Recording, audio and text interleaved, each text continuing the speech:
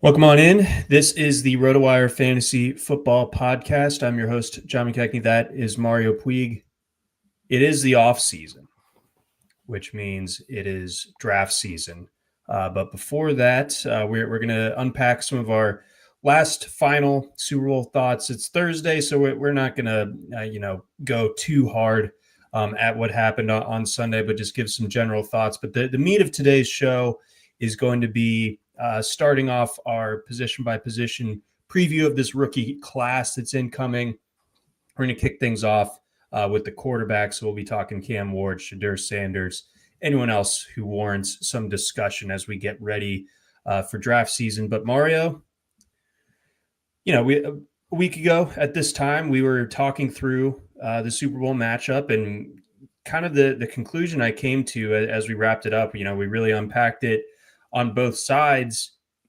I felt like the Eagles just had it, right? I mean, I wanted to drive back to Tennessee and undo all the bets on the Chiefs that I had placed previously, because I felt very strongly that the Eagles had a real chance at winning, and winning rather convincingly, because at a certain point, like I said, the Patrick Mahomes counter argument to any sort of holes that you want to poke in the Chiefs was going to be put to the test to the ultimate degree, and it was. I mean, we saw it. We spent a ton of time on the Chiefs' offensive line, and you could argue that was sort of like the finisher of this game from very early on.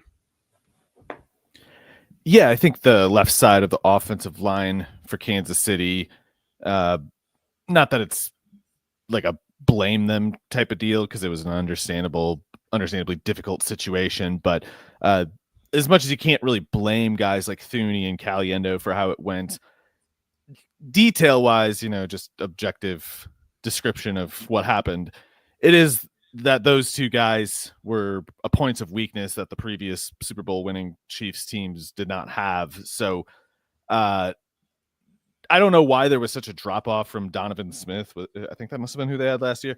I don't know why Donovan Smith to guys like Wanya Morris, Kingsley Suamataia, DJ Humphries was such a big issue. But if it wasn't, then I think it makes Kansas City's decision to keep Thuney at left tackle a bad idea in hindsight, because they thought they were kind of taking let's say left tackle was a question mark. They didn't exactly turn it into a strength by moving Thuney there, and they made a really big question mark at left guard when they went against probably the best defensive tackle rotation in the league. So if it was just for one game, I think they should have put Humphries at left tackle, or almost, even Morris, Suamataia, whoever. So with the limited range as a passing offense, both because of the personnel, the route runners for Mahomes being less than what they used to be, and because of the Eagles having uniquely good personnel for boundary coverage and keeping the two safeties high as much as possible, it just it left Mahomes with quite literally nowhere to go until garbage time, when they just started chucking it at Worthy. But if they try to just chuck it at Worthy like that from the first drive, that's just, instead of DeJean, it's somebody else getting the first interception.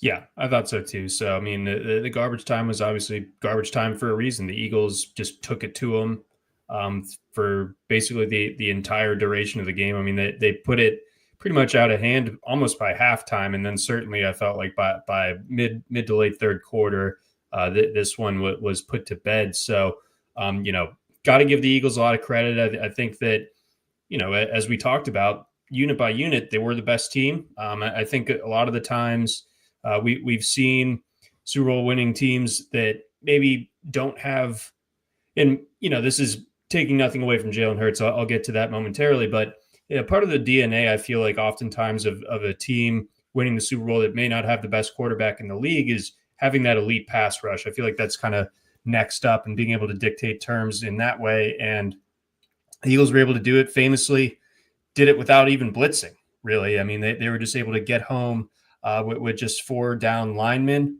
and the rest was kind of history. from there, and credit to them again for being able to, coming out of the 2023 season where everything just kind of felt a little bit on thin ice when it came to the Eagles, and you could certainly point to that secondary group kind of aging out during the 2023 season. They were able to fix that in the course of not just one offseason, but one draft and just a couple of rounds within that draft with Quinyon Mitchell and Cooper DeJean. I mean, that's just masterful stuff. It's one that almost makes you angry at the league. It's like, how do you let the Eagles get these guys? How do you let the Eagles get Jalen Carter at pick number 9? It's a mix of fortune on the Eagles side, but also, hitting the fastball when it's grooved right to you. Yeah, I think it's definitely the second thing. The Eagles haven't exactly been genius in the way they run their team, but merely operating on a common sense kind of basis, they still seem to run laps around the rest of the league. If not, maybe it's more so just like 2/3 of the league or something, but still, it's just the Eagles. I'd say both of their Super Bowl winning teams. It wasn't so much that they were really that dominant. I mean, I think we probably mostly expected the Patriots to win the last one, and it's more just that I think the Eagles, Howie Roseman, are an example of how much you can win in the NFL if you're just not a complete, buffoon about it. And it's just, for most teams, that's just way too strenuous of a demand. So they just kind of, you got a lot more. As much as Tom Telesco has been fired, you got a lot more guys like him and like Trent Baalke, Chris Ballard, whatever. So, it's not to take credit away from the Eagles, but it bodes well, I think, for their kind of like long-term, I think they might have a window beyond this year, if only because they seem to understand that if you dominate in the trenches, the other details of the other positions can kind of be negotiable. You can at least play the market where those questions come up. And whereas if you don't have an offensive line and a defensive line, you're just kind of, you're playing like with one hand behind your back, basically. No, exactly. So I got asked this question on radio earlier this week. How do you beat the Eagles? How do they look for next year? And obviously they have some free agents that they'll lose. That's pretty common of any team, especially a Super Bowl winning team.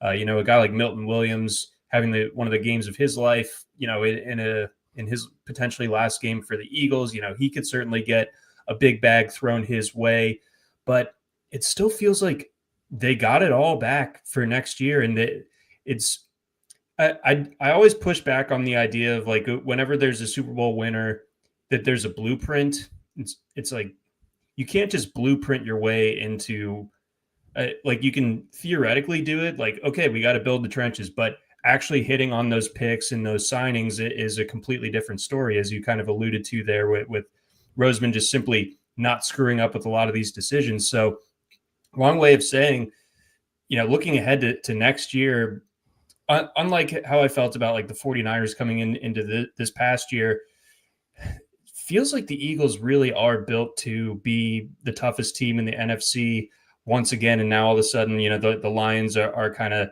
chasing once again. We'll see what Washington does during the offseason as well. And we'll see if the Packers can kind of shake off a shaky season. But it does feel like it's the Eagles' conference at the very least to lose going into next year. They're definitely, the incumbent favorite, and that has good reason for that. I do still think, though, overall, the 2024 quality of NFL teams was pretty low. And I don't think the Eagles would stack up that high to a lot of other Super Bowl winning teams some other years. Like there's, for instance, other years I could imagine the top 3 or 4 teams all being better than the Eagles or the Chiefs were this year. But what the Eagles have that most other teams don't is I think they're like insulated from year to year fluctuation, because the foundational details always do go back to the trenches. And they've already paid AJ Brown, Jalen Hurts, Devontae Smith. Mitchell will need an extension in a year or two, DeJean in a year or two, but until then, they don't really have to. Their most expensive players are largely like just players they drafted really high.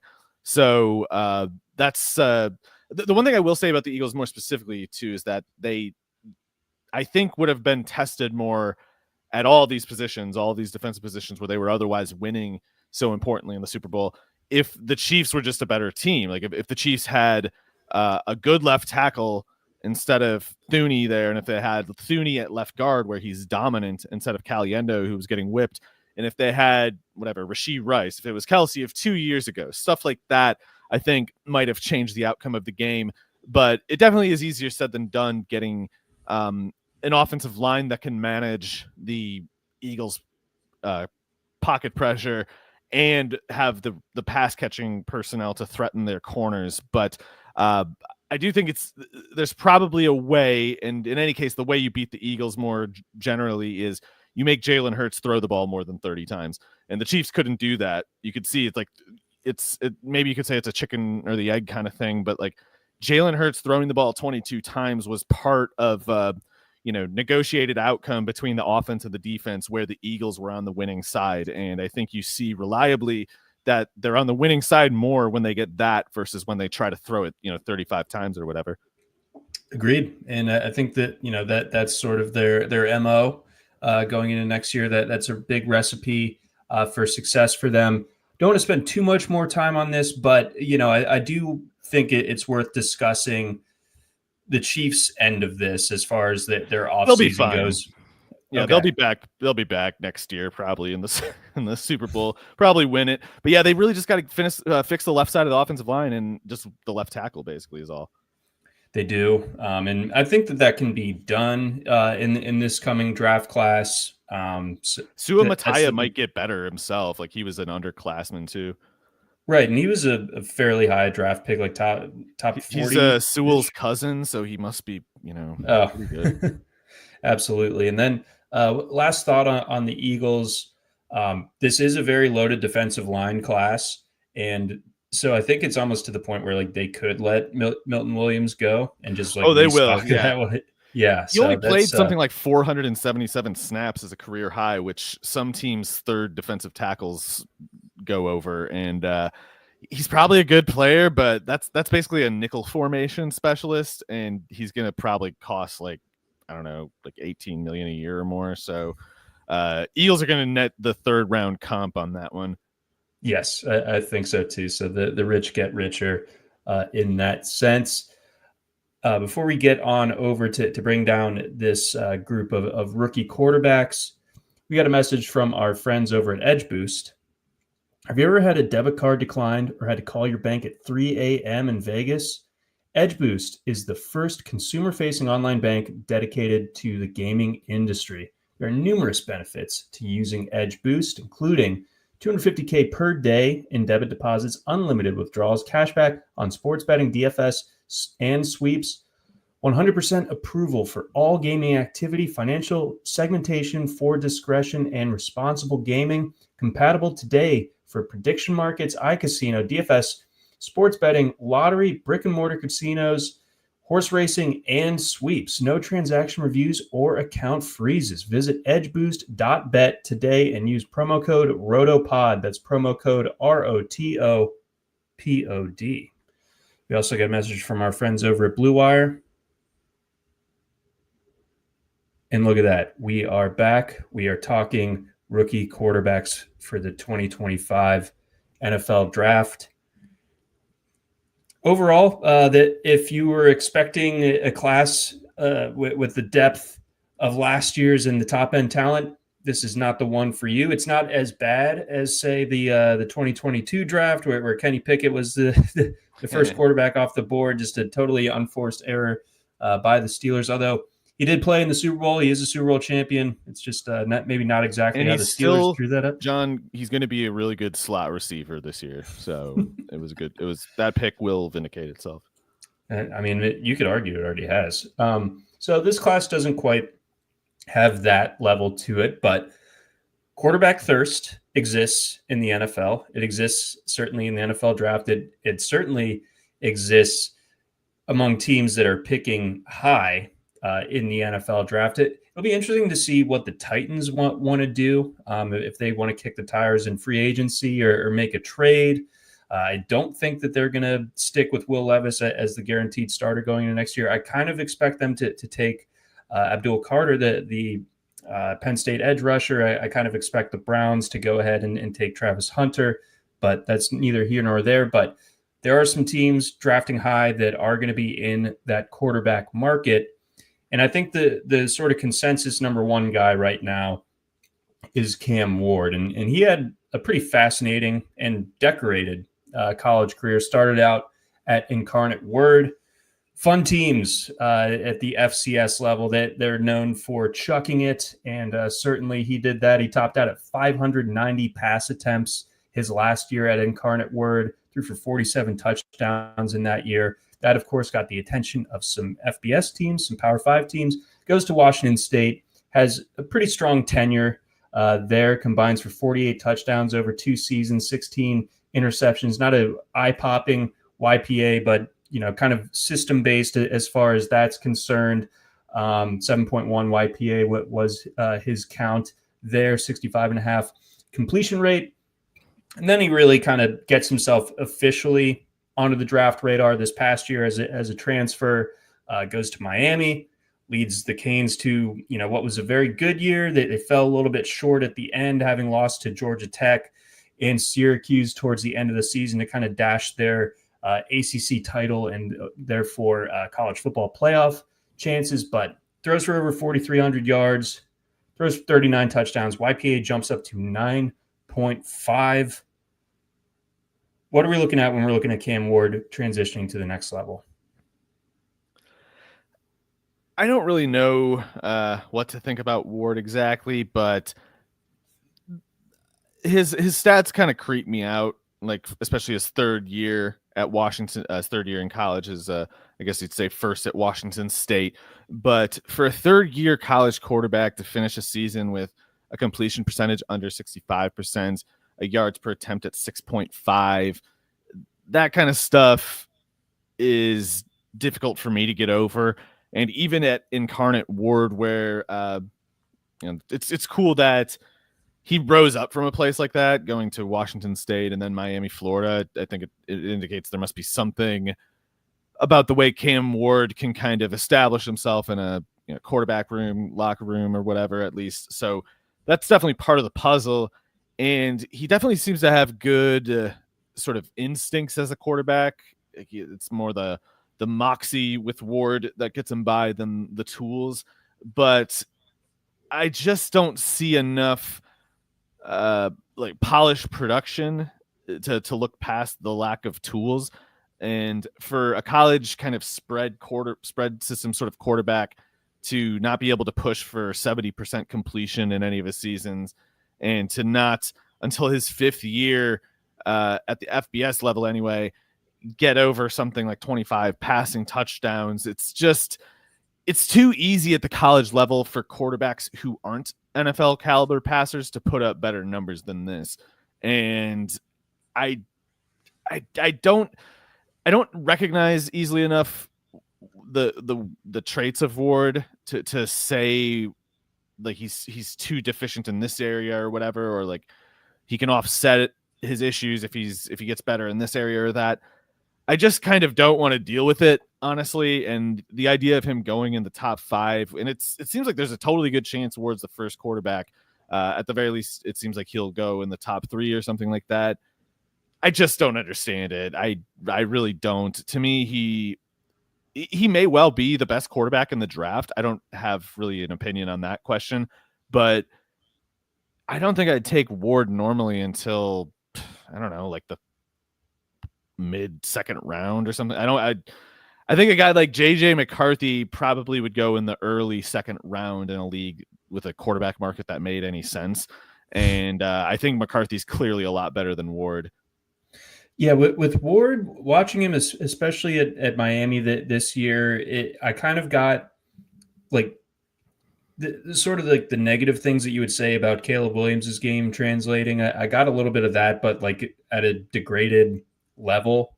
It felt like he oftentimes would just kind of sit back there and wait for stuff to happen. And I just don't feel like he'll be afforded that luxury, especially if he's drafted really high. Those teams aren't exactly, pillars as far as their offensive line is concerned. So it could be like a Caleb Williams rookie season, but worse. That's not Oh yeah, encouraging. I could see him Caleb's a taking a lot of lot better. sacks. Yes. It's I know it's hard for people to sort of just take something that like that for granted, given the way the dynamics feel between the two, but you put a 50-year Caleb Williams on like any college football team, and he's putting up numbers probably better than Ward did this year. Yes. Yeah.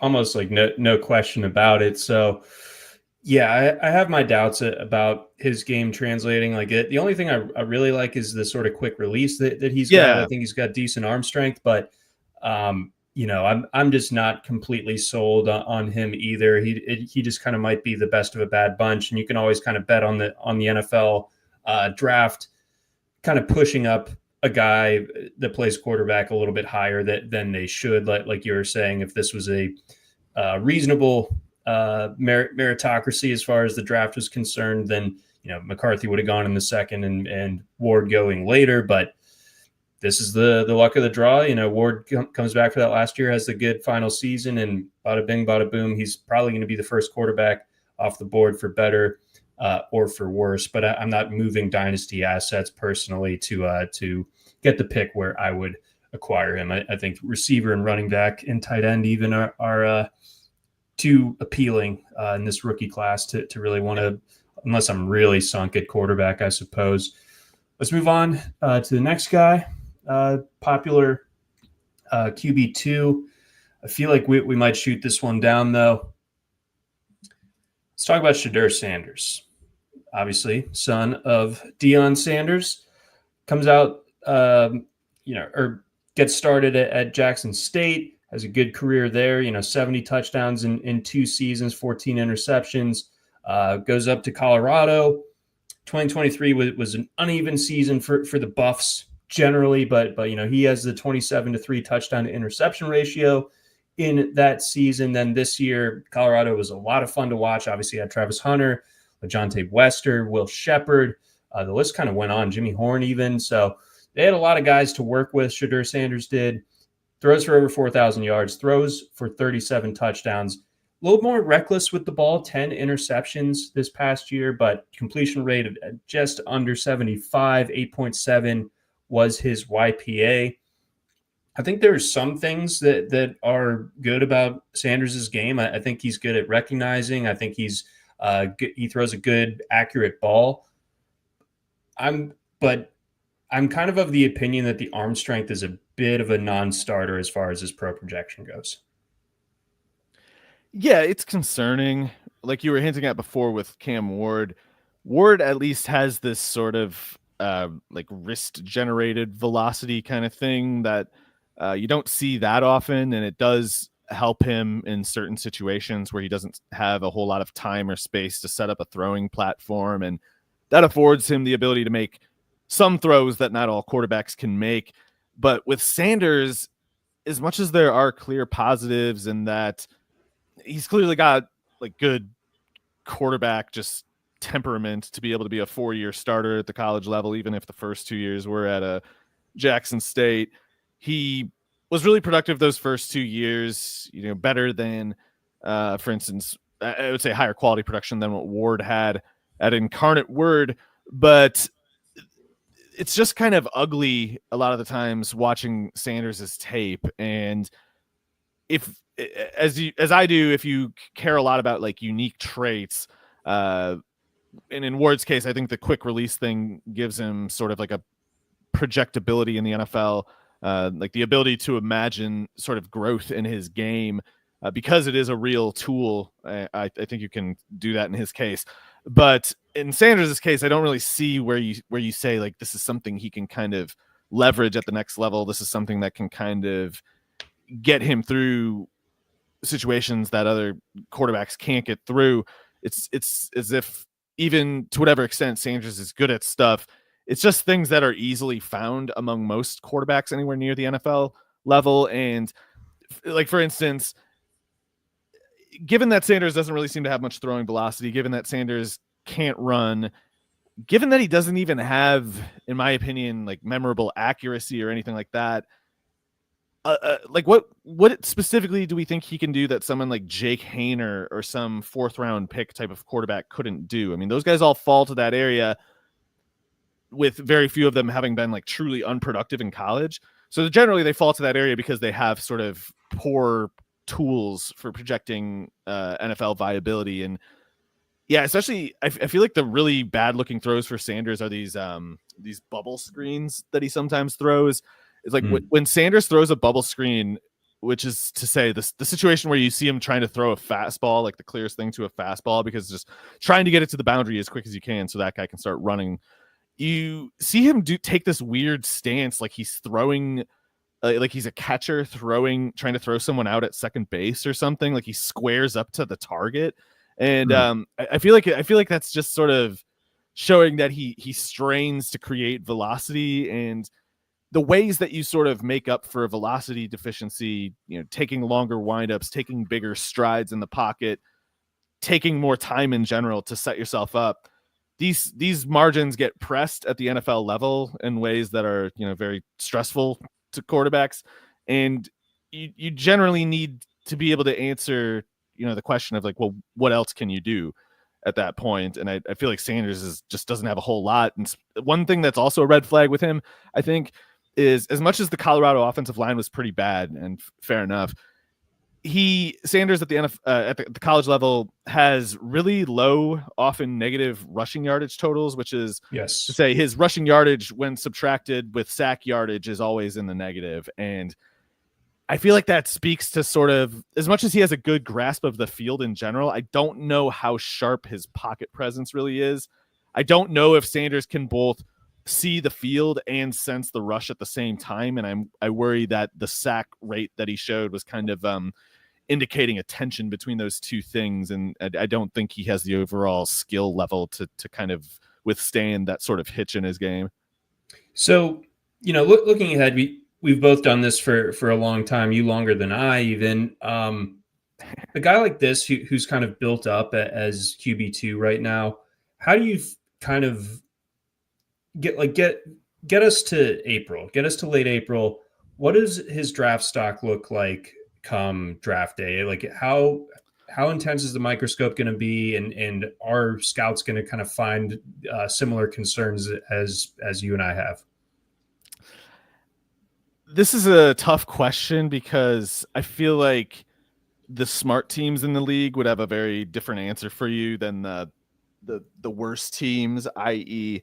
the teams most likely to take Sanders or Ward, because we're talking about the Titans and the Giants. And the Titans, the team that had to get rid of A.J. Brown for some reason, the Giants, the team that not only drafted Daniel Jones in the top 10 picks of a draft, but then gave him a $160 million 4-year contract. I don't have a reason why either of these teams should take either of those quarterbacks, but I am constantly in disagreement with the way these two teams run themselves. So you might notice Joe Schoen was not fired. I don't know what he could have possibly. I guess he needed to like run someone over with a car, and anything less than that, he just cannot get fired from that job. He needed to like steal company property, get caught embezzling, something like that, and he didn't. Maybe he did those things, but he didn't get caught doing it. So he's still the GM of the Giants, and that guy in particular, with that team having no quarterback at all, is like, do I really think they can resist the temptation of taking just whoever? I don't think it really matters who the quarterback. If it was Kenny Pickett, I think they still might take him, like in this situation. Given Joe Schoen's particular spot in this world, I think they're just going to take a quarterback no matter what, because that's what stupid teams and people like Joe Schoen do, because that's how they stayed bad as they are in the first place. So the Titans, meanwhile, it's like they just got rid of this established coach who was in immediate demand, Mike Vrabel, to hire this nepotism case who didn't really do a whole lot other than like howl and complain his first year while otherwise losing. Callahan and the Titans daughter owner, Bud Adams' daughter, Amy Adams Strunk, they need to start polishing this turd that they've made for us. And I think like one thing that they're going to do to try to shore up their media support is say like, look, we got our future here. It doesn't really matter who I think it's going to be Ward, but I think they're going to just to hit all the conventional notes, the conventional metrics for approval. You start by just drafting some quarterback and telling everybody about how it's smart because they can, it's a quarterback driven league. It's something. So that's about all it takes. And it can ward off media criticism for a while. So I expect the Titans to take a quarterback for that reason, and the Giants for the reason of Joe Schoen being just this, legendary buffoon who's just sort of faded to doing things like this. My read right now is that Cam Ward goes to the Giants at 3, and then if the Raiders don't make a move this offseason, I kind of have a hunch that they might be the team that goes after Sam Darnold. But if not, I could see Shedeur Sanders going there or Geno Smith. Ooh, yes. Oh yeah, with the Pete Carroll connection, and then I guess the Jets would also be in the market now in light of recent reports that they are disinfecting the locker room. They are getting rid of Aaron Rodgers. Going to require a deep clean. Respect to Aaron Glenn for doing that, by the way. Let's scooch on to our next quarterback prospect. But first, I want to tell you guys about Pool Genius. Want to win more in your golf, March Madness, and football pools? Pool Genius gives you data-driven picks and strategies to outsmart the competition. With over a decade of analytics and historical data, Pool Genius is the only site dedicated exclusively to helping people win sports pools. With Pool Genius, users winning 3 times more often than expected. 3 times. RotoWire listeners get exclusive offers. Visit poolgenius.com/RotoWire for up to 55% off or start a 4-day free trial. That's poolgenius.com/RotoWire. It seems to come particularly in handy with March Madness coming up right around the corner. All right. I feel like, as it stands, we've talked about the 2 guys who I think you could reasonably expect going in the first round at the quarterback position. Everything else is kind of the Wild West. I could foresee a couple of these guys sneaking in to the first round, depending on some trade movement potentially, or some guys that just really have a loud combine. I want to start off with your thoughts on Jaxson Dart, the one-time USC quarterback, goes to Ole Miss, has a very strong career during his time with the Rebs. They were awesome this year until they kind of fell apart late, losing to Florida. But I will say, coming into this year, I didn't expect Dart to end up on draft radars at all, especially anything of consequence. But it does feel like, I think, due in part to the lack of other obvious options, that people have kind of started to gravitate a little bit towards Jaxson Dart. He's a guy that can run a little bit, decent size as well, over 225 pounds at about 6'3", at least we think. And, good completion rates during his time at Ole Miss as well. 29 touchdowns, 6 interceptions with a 10.8 YPA this past year. But I think that the thing that kind of stuck out to me this year when it came to Dart, that guy's tough as nails, tougher than he looks. But I'm not entirely convinced. I mean, he's just like blonde, like he just looks like a blonde SEC quarterback to me. But that dude is ready to take some hits. But I don't know. I'm not convinced that this all translates. The numbers are great, but I think we're not to totally helmet scout, but I think we're looking at a fancy version of Matt Corral or something. Fair enough. Yeah, I think Dart has some definite place in the NFL, and for what it's worth, the recent momentum around him in the media seems to be decisively trending toward the first round. So that stuff can change quickly. That kind of stuff can come and go, and no one might remember any of it a week from now or whatever.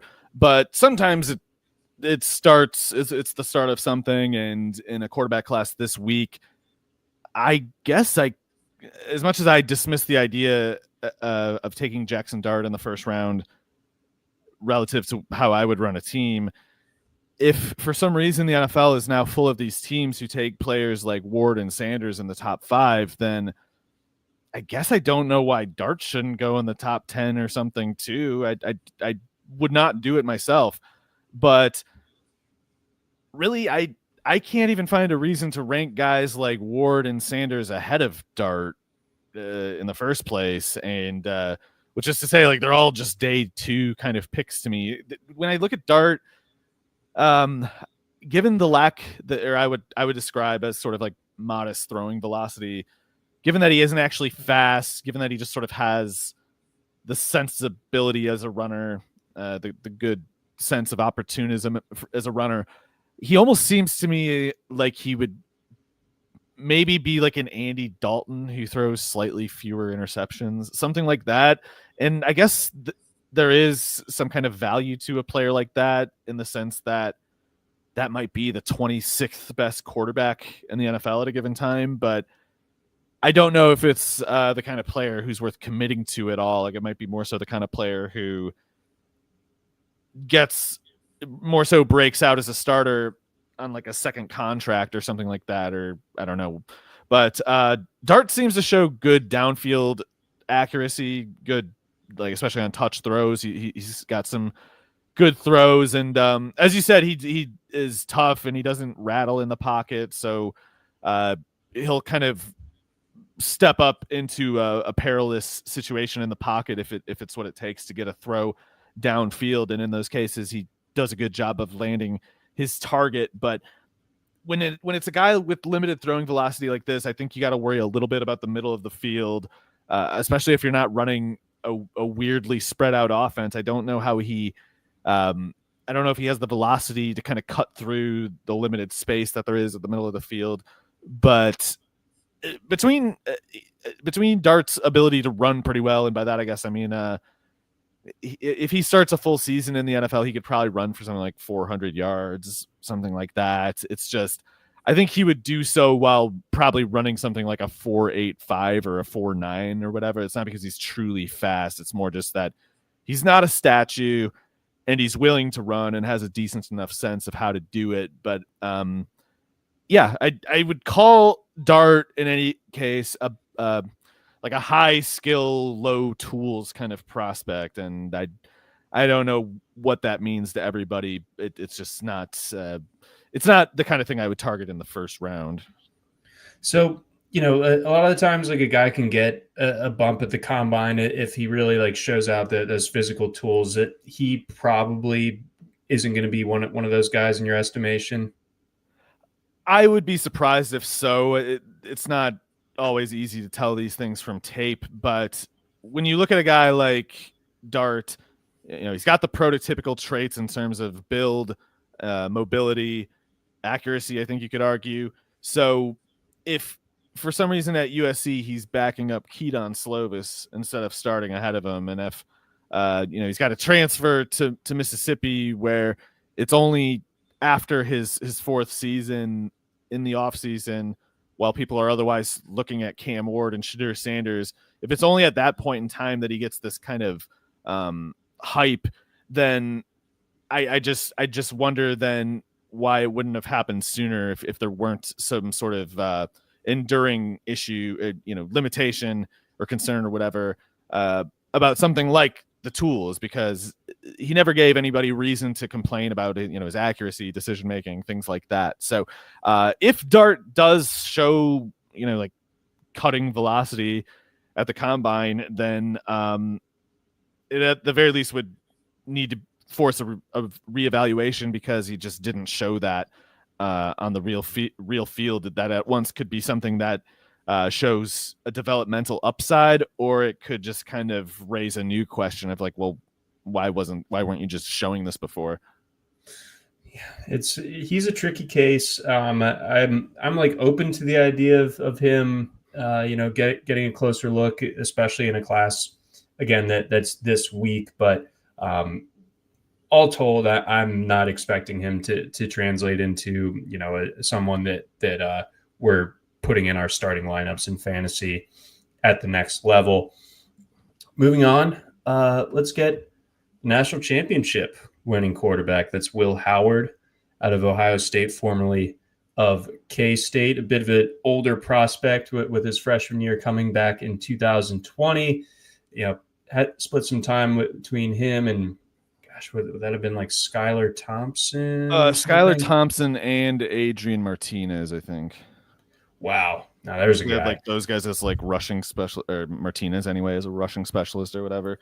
Little pretty Avery annoying. Johnson his last year at K-State as well. But what was a fairly accomplished runner. I thought 16 combined rushing touchdowns over his last 2 years in college. K-State, like, they're kind of a tough team to grade their quarterback stats with because they're so run heavy, and the pass catching talent there generally is not all that impressive. Although shout out our guy Ben Sinnott, his day will come. But he goes to Columbus, and it is kind of like on easy mode almost for him. He throws for 35 touchdowns this year over a 16-game sample. Of course, with them having the extended college football playoff this year, I think he threw like 27 during the regular season. YPA jumps up to 9.5. It had previously been hovering at, 7.4. But you also have Emeka Egbuka and Jeremiah Smith to throw to, and Carnell Tate, and you name it.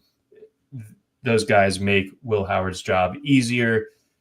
I kind of don't hold age against these quarterback prospects anymore. If anything, it can help them be ready a little bit sooner, although it speeds up like the window in which or it gives them a shorter leash in a sense, where it's like, okay, like if you don't figure it out in the first year or two, like we are going to have to move on. There's not that much more development here to be had. But I don't know. Will Howard never seemed like an NFL quarterback to me. And despite the fact that he put up some good numbers this past year, I'm still not sure that I'm there either. Yeah, fair enough. I think Howard is a tough but still interesting projection because we just talked, these guys, Ward, Sanders, Dart. The theme with all three of those guys is largely there is skill, but there is not the tools that you typically would expect of an NFL starting quarterback. With Howard, it might more so be the opposite. More specifically, he was pretty rough. His stats as a passer anyway were pretty rough at Kansas State, but I don't know. I do think there is a possibility. It might be very slight. I don't know. I don't really know how to evaluate it from here, but I think there's a chance that Will Howard's production at Kansas State as a passer was pretty much excusable because of the lack of pass catching talent and specifically receivers. It's like all the receivers at Kansas State when he was there were just no star guys. It's crazy. The first year that he started, which was as a true freshman, actually, leading receiver was Deuce Vaughn. Second leading receiver was some tight end, Briley Moore. The second year at Kansas State, Deuce Vaughn is the second leading receiver in terms of receptions, second leading in terms of yards. Then in 2022, this is the first year out of I think 5 where they had a receiver leading the team with pass catching stats.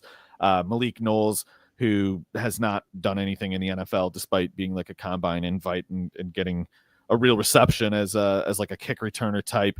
Then, like you said, in 2023, Ben Sinnott, the tight end, is the leading pass catcher again for Kansas State. So if a quarterback were to have disappointing passing production on an offense like that, it would not be surprising. It would still be disappointing. Like, you'd love to see Howard transcend the situation, but I think it's possible that at once Howard was simply not good enough to transcend the situation, but would have demonstrated more conventional, NFL production and tape than he had the chance to at Kansas State. And then, of course, that possibility, however small it might be, sort of got reinforced by the way Howard produced for Ohio State this year. It's like, you sort of wonder, well, what if he could have good receivers instead of bad ones? And the answer was, basically he'll throw 35 touchdowns to 10 interceptions while completing 73% of his passes.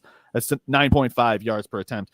The interception count is still a little high there. And I think given that Howard seems to have a strong arm, and given that in my opinion, Howard seems to show a good pocket presence, almost like, not that it's had the greatest yields lately, but you know how Jordan Love can kind of make these throws that not many other quarterbacks can, just because he can kind of still, he can kind of just like keep twisting his way through guys grabbing at his ankles and arm and stuff, and just like keep throwing through it all anyway, because he like finds just enough of a sliver of space to work through it. Like I think Howard can do that stuff pretty well, and when you have the frame that he does, and when you can run a little bit, in the event that if a defensive end gives up their contain and comes in to hit Howard and misses, Howard can run for 15 yards and deter that kind of pass rush again. And if he can uncork a downfield pass every once in a while, I don't know. I think there might be something to work with there, but he is older. He's going to be 24 as a rookie. So Howard needs to really sell teams at the combine on his ability to kind of start early on, because if you're waiting, if he falls to the third round or later, which if he doesn't go in the first, he'll probably fall to the third at least, then you're a 24-year-old third round pick. And statistically speaking, whoever picked you is probably going to get fired soon, the GM. And then the next GM will say, screw this guy. He was just a third rounder. Yeah, that's true. So it's a tough business out there, but you paint an interesting picture of Howard. And, if you're breaking down the prospects in this class, if you're looking at tools, maybe Howard is a guy that to file away. We got, I suppose, two more guys that are a bit on the radar. The guy that he replaced at Ohio State, Kyle McCord, who went on to have a terrific season at Syracuse, and then Tyler Shough, who played for, I think, about half. Is it Shough? It is Shough. That's funny. Sorry, I've been saying Shough. I'm just going to keep saying that, I think. Stick with the bit. But yeah, these guys, a little bit quicker of evaluations, I think, but they both have a little bit going for them. In McCord's case, it's good that he was able to produce at a place that wasn't Ohio State, throwing for almost 4,800 yards, 34 touchdowns, 12 interceptions for Syracuse. But the problem there is it was fourth year, and in those 3 years at Ohio State, he was okay, but he wasn't as good, for instance, as Will Howard was this year. And the 12, I don't know. It's probably the case that McCord is also one of these guys with more skill than tools, but like his production just grades a little bit worse. It's like a lagged version of the kind of production quality that you get out of guys like Ward, Sanders, Dart. Also, McCord kind of stands out for his immobility. Maybe he's not bad in the pocket exactly, but he is one of those guys who, if he's in trouble, he's pretty much going down. So I think McCord's probably more of like a 4th round, 5th round type than earlier, but he did play well for Syracuse. So I don't know. Do you agree, disagree, or agree with any of that? It's tricky. Like I didn't see that coming at all this year at Syracuse, because I mean, like, you kind of feel like, okay, he wins the job at Ohio State, and it was, a competition with, when you win the job at Ohio State, that means a lot, I think, because they always have a pretty stocked quarterback room. And for him to just kind of underperform the way that he did when he had Marvin Harrison Jr. and some other guys, you're like, yeah, okay, you're like, all right, like, his numbers at Syracuse were almost better, which makes no sense. I know he goes to a place where it's like Rondé Gadsden, who's interesting, and Jaxson Meeks and some other just kind of guys who I don't necessarily envision playing the next level, but McCord just like he played with like a level of freedom, and I think it's a bit of a testament to what Syracuse did with their head coach Fran Brown. I think that program itself is turning around, and it seemed like McCord just like really resonated with that locker room. He seemed a lot more loose. I think there's a lot more pressure at a place like Ohio State, filling the shoes of a guy like CJ Stroud.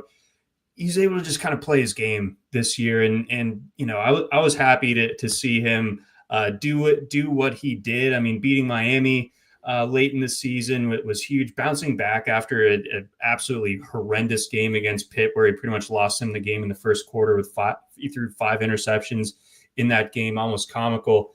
Bounces right back and just kind of keeps on trucking. So I like this McCord character, but I don't know if at any point I thought that he was much more than just like a college quarterback who did better in college than I would have thought his final season.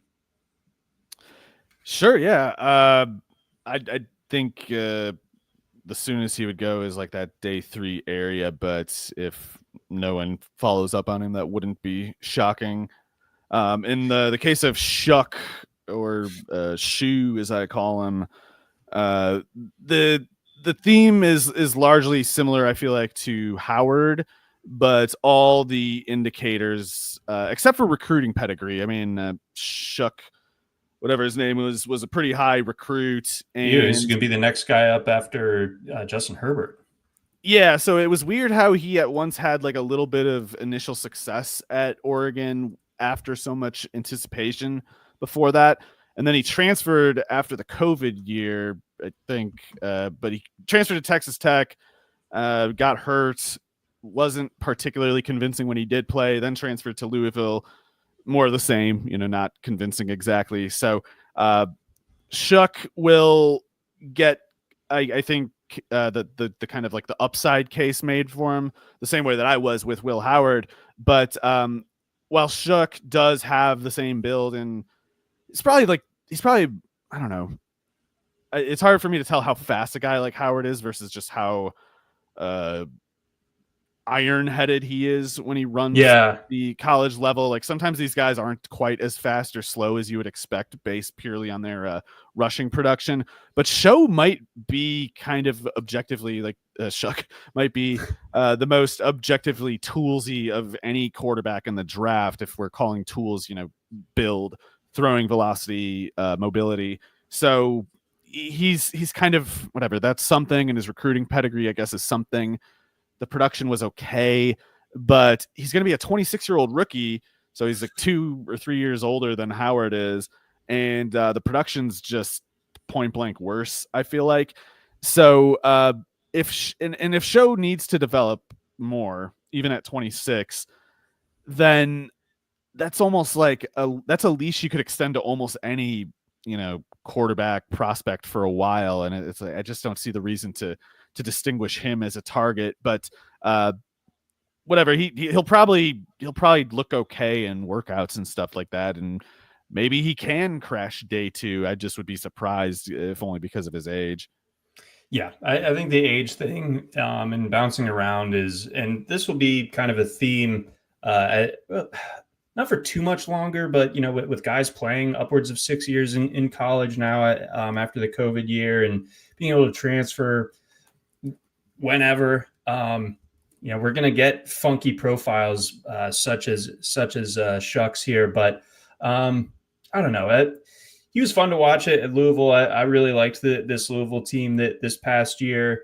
They had some fun receivers and everything like that, but I just think that the cake's been in the oven for a little bit too long for him to be completing barely over 60% of his passes, 8 yards an attempt. And it's not the tools, right? So it's like when he seems to have all these things, when you look at him initially and think, wow, he looks like he might be good, and then the numbers come out that way, it's because if it's not if the deficiency isn't in the tools, then it's something to do with the processing or the accuracy.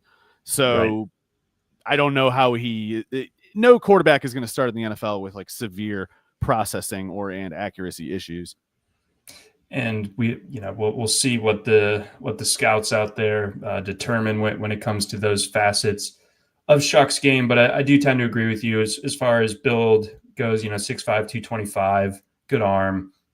That could be enough for some teams to at least take a closer look, and I do expect him to like the noise to maybe get a little bit louder around him. It did feel like it got was he Senior Bowl or Shrine Bowl?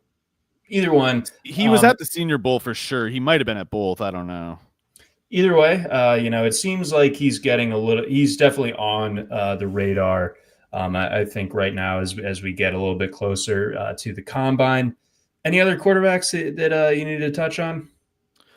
Well, we left out Jalen Milroe. He's one of those guys who, if he plays in the NFL for fantasy, he'd be interesting because he can run. But you'd have to go back at least 15 years to find the last time an Alabama passer struggled as much as Milroe did in 2024. And the Senior Bowl news was not great. So maybe it's a little too early to write him off, but I assume Milroe is heading more toward the fourth round sort of range than the first round or whatever people were hoping for. And as a passer, I think there are pretty hard limitations there probably.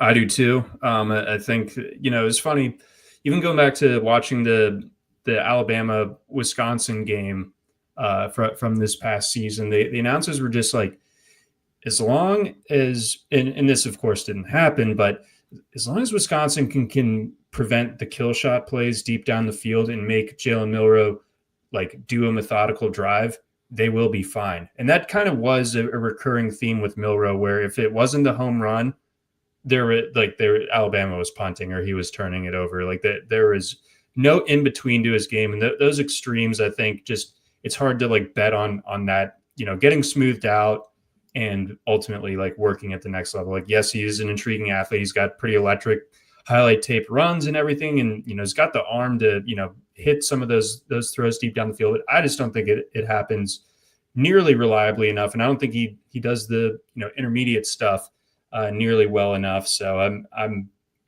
extremely skeptical of Milroe's projection at the next level personally.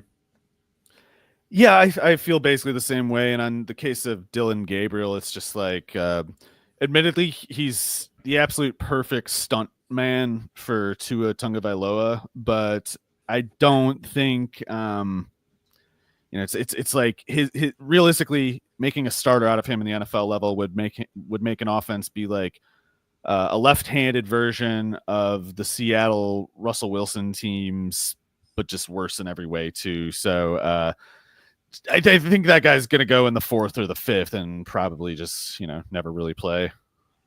Yeah. I mean, like Carolina almost quit on Bryce Young, who they took first overall. He's not as good as Bryce Young and even more physically limited. So yeah. And if the draft stock is what we're expecting, the draft capital is what we're expecting, where he's going on day 3, then yeah, there's no real leash there.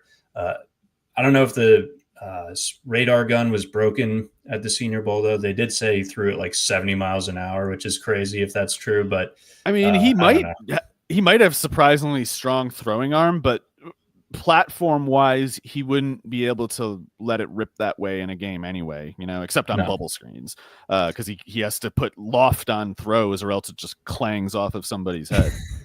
This is true. He is, for those who somehow did not watch any Dylan Gabriel but are watching this podcast, he's like 5'10", 5'11", something like that. So it's gonna be uphill climb for him to really develop into something that we need to pay attention to at the next level. That's going to do it for us here on our rookie quarterbacks breakdown for the 2025 NFL draft class. We'll keep this rolling. Next week, we haven't decided yet if we're going to do running backs, receivers, or tight ends, but it will be an episode thematically very similar to this one as we get closer to the combine. Big shout out to our presenting sponsors over at Blue Wire, over at Edge Boost, and over at Pool Genius. If you are interested, it is almost baseball season here. Pitchers and catchers have reported. You want to check out what's going on at RotoWire behind the paywall? Head up rotowire.com/pod. Get yourself a little free trial action. See what we've got going on. We've got projections, rankings, best ball rankings. I've been using those religiously. Best analyst team in the world. Oh my goodness. Yeah. It's a who's who of guys, whether it's Clay or James or Zola, You name it, Jeff. Yeah, Eric. it's a powerhouse. There's no question about it. Yeah, Eric Alterman is like a total rising star. I love listening to his podcast as well. You can, of course, listen to the RotoWire Baseball podcast. They are in full rotation right now, 7 episodes a week, always interesting and different topics there as well. So be sure to like and subscribe that podcast as well. But again, I've pitched long enough here. I need a reliever. For Mario Puig, I'm John McKechnie. Thanks for listening.